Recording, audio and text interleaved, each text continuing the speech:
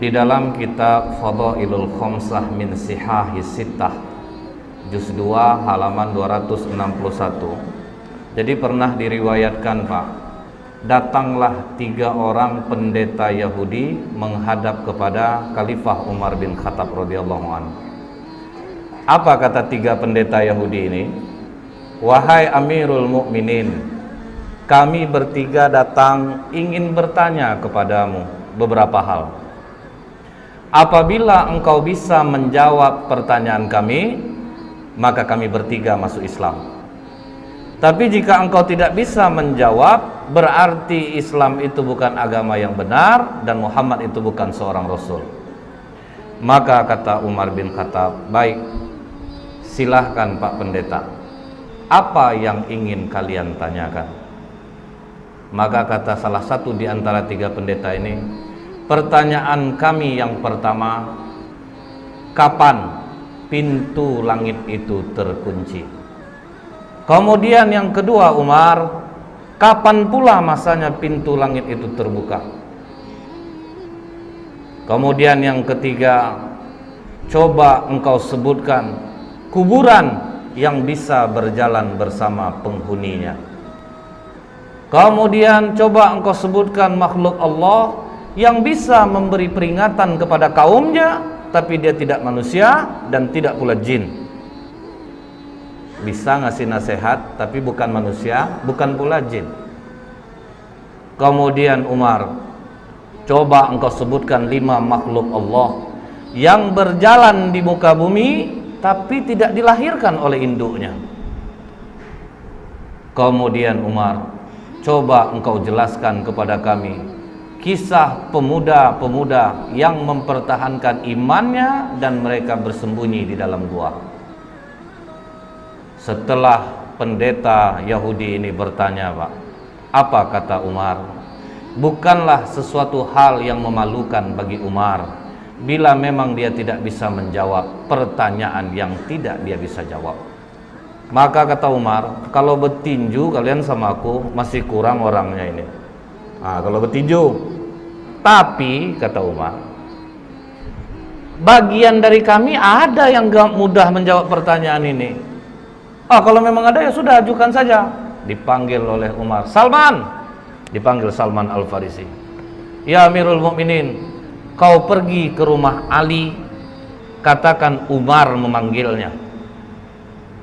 Maka Salman langsung lari ke tempat Ali bin Abi Thalib. Wahai Ali, Umar memanggilmu. Ada 3 orang pendeta Yahudi mendebatnya. Maka Ali melupakan segala perbedaannya dengan Umar. Nah, Ali begitu Umar memanggilnya, dalam riwayat ini disebutkan dia ambil burdahnya, dia sandang selendangnya, dia pergi ke tempat Umar bin Khattab yang waktu itu masih duduk 3 orang pendeta ini. Ada apa Amirul Mukminin? Ini Ali, 3 pendeta ini mempertanyakan beberapa hal. Kalau bisa dijawab, mereka masuk Islam.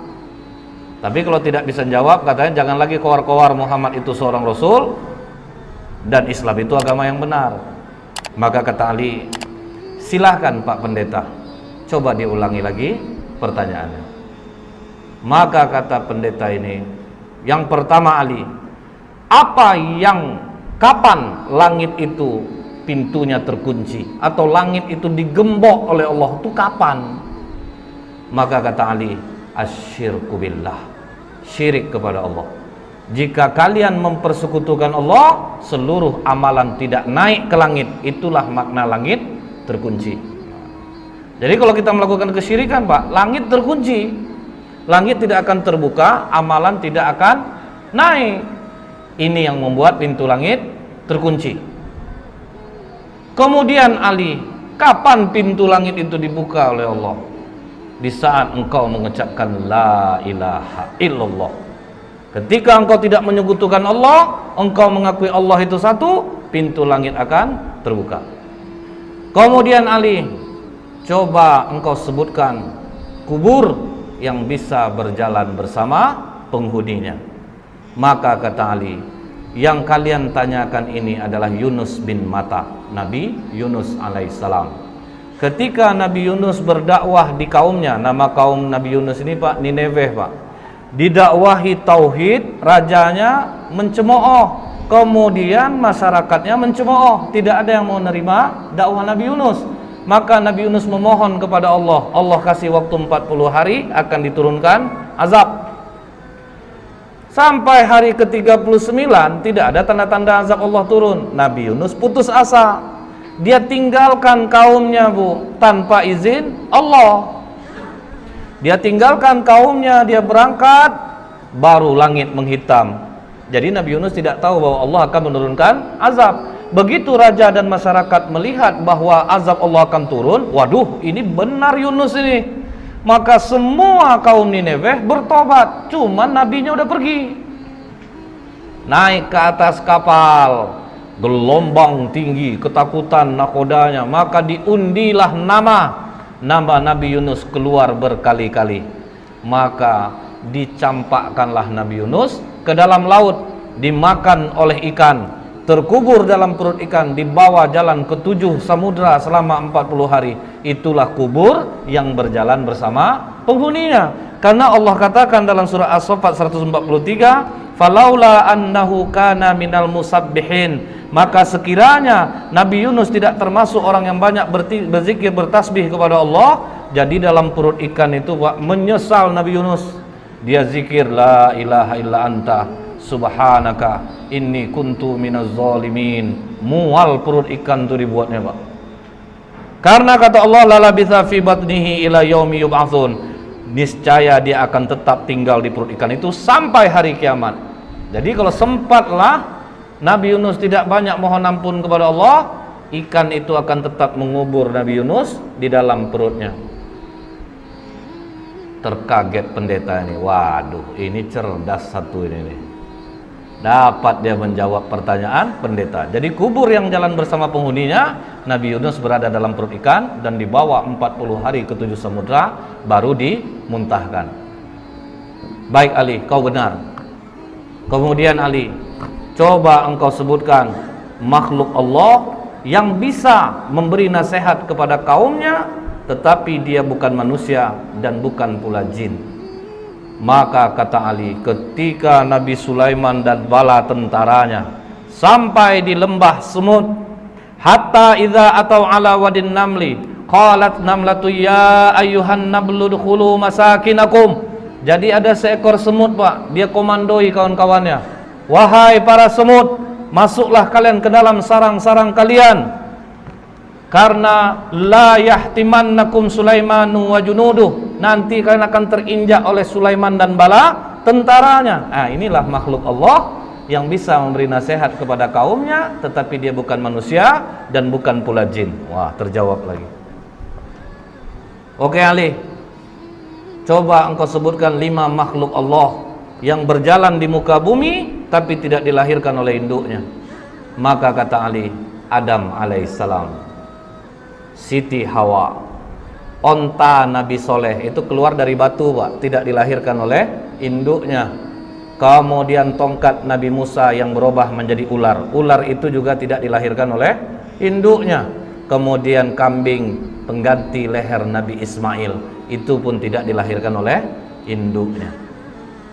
Akhirnya 2 di antara 3 pendeta ini langsung menyatakan asyhadu alla ilaha illallah wa asyhadu anna Muhammadar Rasulullah. Oh tunggu, kata satu pendeta lagi, 2 kawanku mungkin sudah terpengaruh oleh jawabanmu Ali, tapi masih ada satu lagi yang belum terjawab.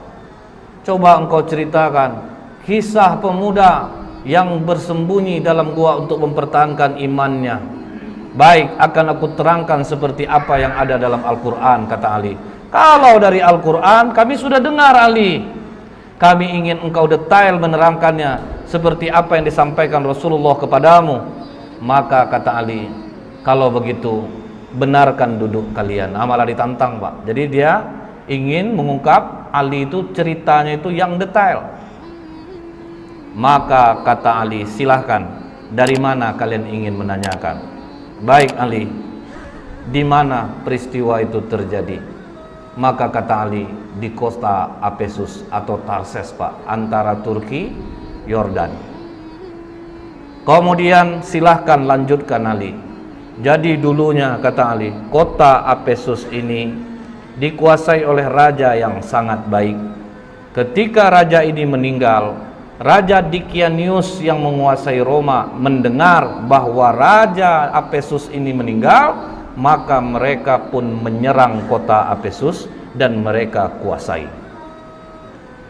Kemudian kata Ali, Dikianius membangun istana besar. Tunggu dulu Ali, kata pendeta ini. Berapa panjang dan lebar istana yang dibangun oleh Dikianius? Maka kata Ali, panjang 1 farsah, lebar 1 farsah. 1 farsah itu sekitar 8 km. Baik Ali, teruskan. Kemudian Dikianius ini memiliki menteri-menteri, dan Dikianius meletakkan 50 menteri di sebelah kanan, 50 menteri di sebelah kiri. Dan Dikianius mempunyai 6 penasehat, pemuda-pemuda cerdas di belakangnya. 3 di kanan, 3 di kiri. Oke Ali, siapa nama ke-6 pemuda itu? Maka dijawab oleh Tamlika, Miksalmina, Mikasdimina, Martelius, Kalitius, Sidamius. Jadi inilah 6 pemuda yang menjadi cikal bakal Ashabul Kahfi. Tapi waktu itu masih 6. Nah, ini Pak, waktu itu hanya masih 6. Ini pemuda-pemuda cerdas andalan Dikianius. Jadi kalau 50 menteri sudah rapat, tetap nanti keputusan akhir kepada 6 pemuda ini. Nah, kemudian Pak, ditanya oleh pendeta ini, seluas itu istana yang dibangun oleh Dikianius Ali, bagaimana dia cara mengharumkan istananya? Maka kata Ali, setiap pagi ada yang membawa parfum di dalam ember besar. Kemudian ada satu yang membawa seekor burung. Ketika burung ini diberi isyarat, maka burung ini mencemplungkan kedua sayapnya dan mengibaskannya ke seluruh ruangan istana. Canggih orang dulu rupanya Pak. Setelah itu, kata Ali, ketika Dikianius 30 tahun berkuasa, tidak pernah sakit, disitulah dia bertanya kepada para menterinya, kalian pernah enggak nengok aku sakit, demam, beringus, lemah, letih? Tidak pernah Raja. Biasanya kalau yang enggak sakit-sakit ini siapa? Tuhan Raja. Bersediakah kalian menyembahku? Bersedia Raja. Pokoknya siapa yang mau menyembahku, aku berikan kehidupan yang baik. Pakaian dari sutra, kemewahan, kekayaan akan aku berikan. Begitu dikasih kekayaan, uang, fasilitas, masyarakat rela menyembah Dikianius Pak. Mereka semua menyembah Dikianius. Tapi Pak, 6 pemuda yang di belakang Dikianius akhirnya rapat di rumah Tamlika. Dikianius mengaku dirinya Tuhan. Disuruhnya orang menyembah, orang pun menyembahnya. Sementara kalau dia Tuhan, kenapa harus kita yang memutuskan setiap permasalahan? Jadi menurutmu bagaimana Tamlika? Dia bukan Tuhan. Justru kita harus berpikir, langit tanpa tiang kok bisa tegak? Pasti ada yang menciptakannya. Hujan turun, bintang bercahaya. Dikianius saja dia masih merasa takut, dia juga tidur, dia juga lapar. Masa Tuhan punya kekurangan seperti itu? Jadi apa keputusanmu Tamlika? Kalian rela enggak tinggalkan kekayaan, jabatan, fasilitas ini? Kita lari dari sini. Kalau kita melawan tidak mungkin bisa. Kita lari dari sini untuk mencari Tuhannya langit dan bumi ini. Apakah kalian rela untuk miskin bersamaku? Kalian tinggalkan jabatan, kesenangan kalian, fasilitas ini? Kami rela Tamlika. Itu makanya dikatakan, siapa yang menghafal 10 ayat awal suratul Kahfi, maka dia akan terbebas dari godaan Dajjal. Karena apa Pak? Ini mengingatkan kita, waduh, ini pemuda-pemuda kaya, cerdas, rela kehilangan harta, jabatan untuk tauhid. Berani mereka tinggalkan. Akhirnya mereka pun pergi berenam, diam-diam, dan semua harta ditinggalkan. Mereka sempat menjual kurma Pak. Kurma itu dijual sebanyak 3 dirham. Uang 3 dirham ini dibawalah lari. Cukup jauh mereka berjalan, sampailah mereka berjumpa dengan seorang pengembala yang memiliki seekor anjing. Maka kata pendeta ini, siapa nama anjing itu? Maka dijawab Ali, namanya Kitmir. Kemudian apa kata pengembala ini? Tuan-tuan, dari wajah tuan-tuan, aku yakin tuan-tuan ini bukan orang miskin, pasti dari bangsawan. Jadi karena apa? Orang-orang senang ini kelihatan dia dari wajahnya. Kemudian betul kata Tamlika, kami ini 6 penasehat Dicanius. Dia mengaku dirinya Tuhan dan kami tidak mengaku itu. Makanya kami meninggalkan kerajaan. Kami tinggalkan semua pangkat jabatan kami. Karena tidak pernah kami berjalan seperti ini. Lihat, kaki pun sudah luka-luka Pak. Orang manja jalan berkilo-kilo, habis kaki luka. Apa kata pengembala ini? Tenang tuan-tuan, aku mengetahui tempat persembunyian yang baik. Izinkan aku beserta kalian. Makanya jadi 7 dengan pengembala ini. Dikembalikannya lah gembalaan dia kepada tuannya, maka dia dan anjingnya ikutlah pemuda-pemuda kepercayaan raja tadi. Kemana mereka dibawa Ali? Dijawab oleh Ali, ke Bukit Nablus yang di bawahnya ada gua yang namanya Khemar. Maka begitu mereka mau masuk gua tersebut, sempat mereka mandi di mulut gua. Jadi mulut gua itu ada air terjunnya Pak. Jadi memang susah untuk diketahui orang. Sempat mereka mandi, masuk ke dalam, duduk, golek sana, golek sini, golek sana, sampai terang hari. Hari sudah pagi. Kita lapar. Siapa yang akan mencari makanan? Makanan hanya ada di tempat kerajaan. Berarti sangat jauh kita pergi berjalan ini. Siapa yang mau pergi? Karena Tamlika ketua rombongan, biar aku yang ke sana. Hati-hati Tamlika, jangan sampai engkau tertangkap Dicanius. Begitu Tamlika keluar dari mulut gua, sudah mulai terkejut ya Pak, karena air terjunnya sudah tidak ada. Tapi terus dia bawa uang 3 dirham ini, jalan terus. Sampai di gerbang kota, mulai heran dia Pak. Kenapa berbeda betul kota ini? Apa aku salah masuk? Akhirnya masuk dia di tempat orang menjual roti. Begitu sampai di tempat orang jual roti, ditanya harga roti berapa? 1 dirham. Dia kasih uang dirhamnya. Begitu dia memberi uang dirhamnya, langsung ditahan tangannya oleh penjual roti. Kau menemukan barang kuno ya? Tidak, itu uang biasa. Uang aku hasil dari menjual kurma kemarin. Jangan bohong. Raja Abdurrahman hanya mengambil 5% dari barang kuno yang ditemukan. Tambah kaget Tamlika Pak. Loh, nama rajanya kok beda? Bukankah raja di sini Dicanius? Oh, engkau telah menyebutkan nama raja zolim yang mati ratusan tahun yang dulu. Wah, tambah kacau Tamlika. Pokoknya kau harus menghadap kepada raja. Bingung juga dia Pak. Oke, kita menghadap kepada raja. Begitu sampai di kerajaan, alangkah kagetnya Tamlika, ternyata rajanya memang tidak Dicanius. Dikatakan oleh tukang roti ini, Raja, ini orang membeli roti kepadaku dengan menggunakan uang kuno. Jadi makanya aku bawa dia kemari. Tapi ini uang aku kemarin Raja, bukan uang kuno. Sudahlah, kata raja, kami hanya mengambil 5% dari barang kuno yang ditemukan. Tidak raja, ini uang baru kemarin. Sudahlah, jangan berkelit, kata raja.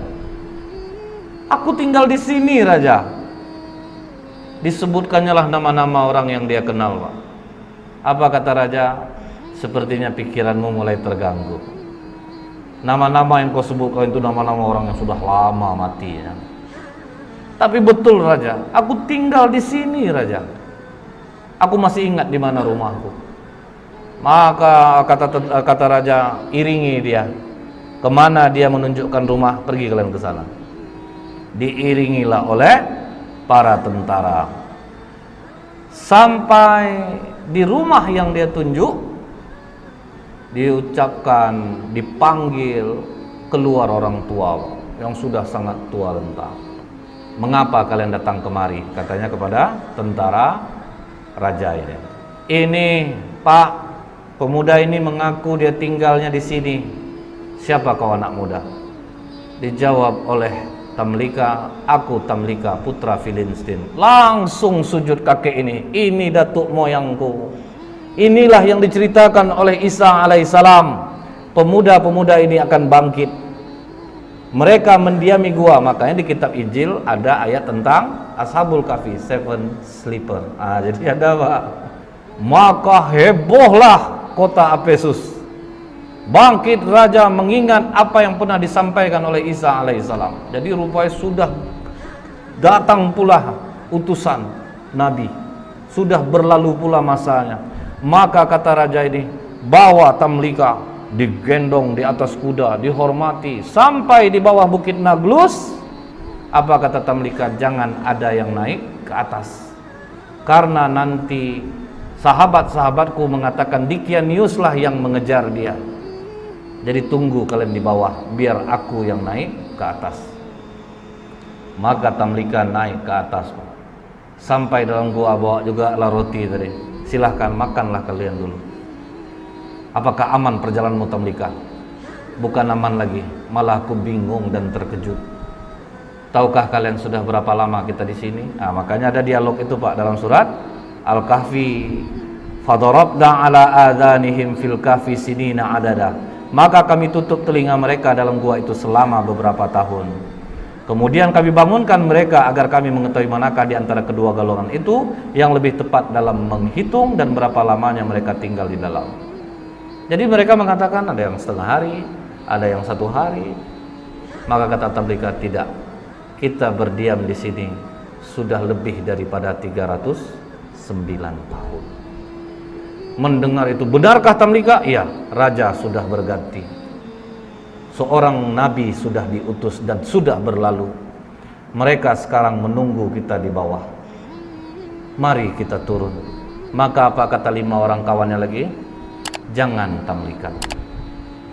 Kita sudah melihat kebesaran Allah melindungi kita selama 300 tahun. Seolah-olah kita baru saja semalam. Kita sudah diselamatkan Allah. Kita bangun dan akhirnya kita tahu tentang keajaiban Allah. Kita mohonkan kepada Allah untuk menutup pintu gua ini dari pandangan manusia, dan kita mohon kepada Allah untuk mengambil kita. Karena apabila kita turun Tamlika, mereka nanti akan mengkultuskan kita. Mereka akan mendewakan kita. Sudah, kita jangan ada yang turun. Akhirnya pintu gua itu ditutup dari pandangan manusia. Mereka pun tidak ada jelas riwayat mereka diambil Allah atau ada kuburannya pun tidak ada. Karena mereka meminta kepada Allah, ambil kami, tutup gua ini dari penglihatan manusia. Seminggu raja berkeliling mencari Pak, tidak ditemukan gua itu pada awalnya. Kalau sekarang sudah. Setelah Ali menceritakan ini semua kepada pendeta ini, maka pendeta itu mengatakan, engkau benar Ali, engkau telah menceritakan dengan detail apa yang ada di dalam kitab kami, dan memang benarlah apa yang disampaikan Muhammad kepadamu. Maka pendeta yang terakhir ini pun masuk Islam jadinya Pak, mengucapkan syahadat asyhadu alla ilaha illallah wa asyhadu anna Muhammadur Rasulullah.